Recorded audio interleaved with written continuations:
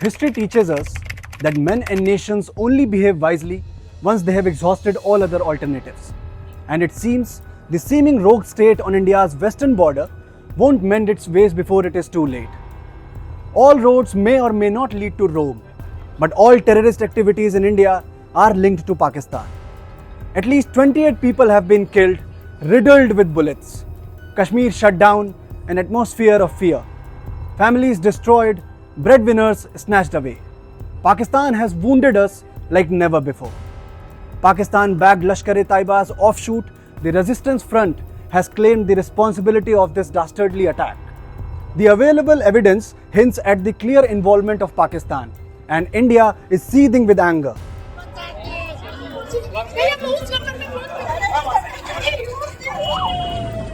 भारत सरकार वो हर कदम उठाएगी जो जरूरी और उपयुक्त होगा. To instill fear in the minds of a common Indian, to disrupt peace and progress in Kashmir, to challenge the Indian security forces, to send a message. Hindus were singled out. Those who survived or were spared were asked to go and tell Modi about all this. These coward butchers targeted innocent tourists and civilians who had gone to Pahalgam on vacation. Maharashtra, Karnataka, Gujarat और Uttar Pradesh, the victims are from all parts of India. ऐसा बताया जा रहा है कि नाम पूछने के बाद गोलीबारी वहां पर शुरू करी है और सर पे गोली मारी गई है.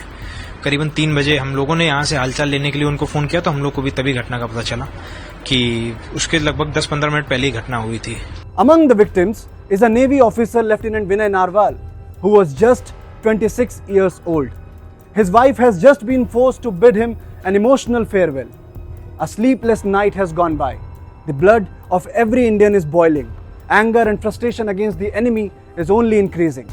Protests have erupted across the country, slamming the Pahalgam massacre. Home Minister Amit Shah, who rushed to Srinagar on the night of the attack, has been camping in Srinagar. Condemnation, messages of solidarity are pouring in from all corners of the world, and India is on high alert. These terrorists did what their Akas sitting on the other side of the border told them to, and now it's time for payback.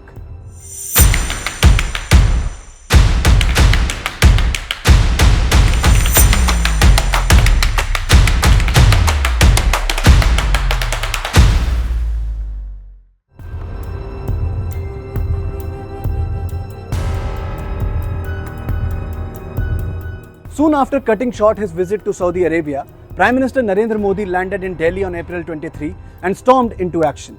Immediately after landing, he chaired a key meeting with NSA Ajit Doval, Dr. S. Jaishankar and Foreign Secretary Vikram Misri. While Indian government ponders over its response, hunt for the perpetrators has already been launched. Based on the inputs provided by the eyewitnesses, sketches of suspects have been prepared. Photos of the 4 terrorists believed to be involved in this massacre have also surfaced. From Kashmir's bloodied soil, Home Minister Amit Shah paid tributes to the victims. He also met the kins of these victims and assured them of strict action.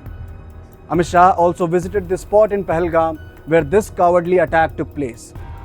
Congress MP and Lok Sabha LOP Rahul Gandhi spoke to Home Minister Amit Shah and Chief Minister Omar Abdullah to get an update of the situation.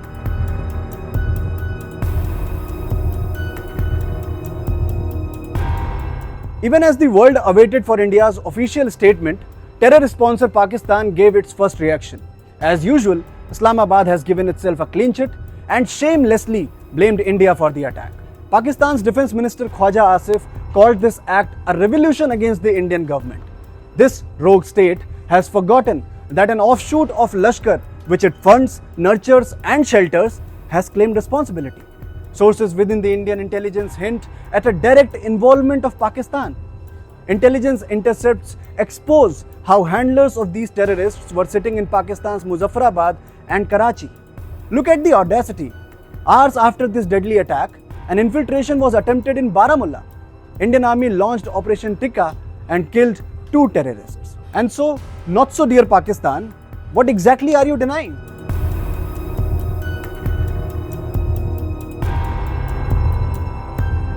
Meanwhile, security has been tightened not just in Pahalgam, but in rest of the Kashmir and India as well. A statewide bandh was called in Jammu and Kashmir in the wake of the terror attack, backed by several parties across the spectrum.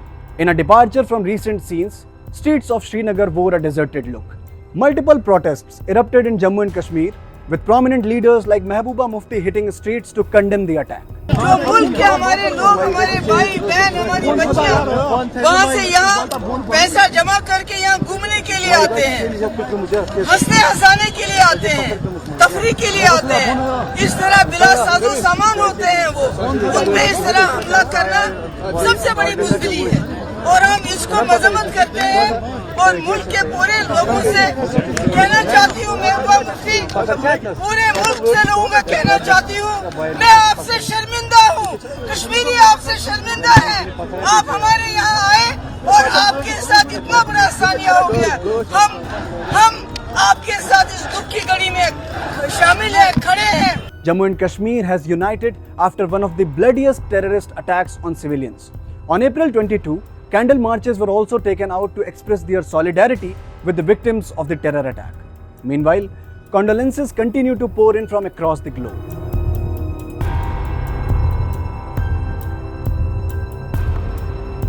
US President Donald Trump spoke to Prime Minister Modi and assured him that the United States stands firmly with India in its fight against terrorism. Russian President Vladimir Putin too has condemned the terror attack. China, Australia, Israel, Saudi Arabia, Italy, Germany and many others have expressed their shock over the cowardly attack. India stands together. Apart from a minor hiccups, political parties, while demanding justice for the victims of the Pahalgam, are not against winning brownie points as usual. Notably, the terror attack was carried out even as US Vice President J.D. Vance was in India on a 4-day visit. The timing of the attack is under heavy scrutiny as it comes in the wake of 26/11 plotter Tahabur Rana's extradition to India. And most importantly, this comes just days after Pakistani Army Chief Asim Munir's anti-Hindu rant and his justification of two-nation theory that went viral in India. A free hand to the Indian Army, slashing of bilateral trade, shutting down the embassies, withdrawing from Indus Water Treaty are just some of the options that Modi government would be thinking of. Whatever it may choose, the government needs to send a really strong message to this rogue neighbor, something which the coming generations should remember. Until then, 1.4 billion Indians stand by each other.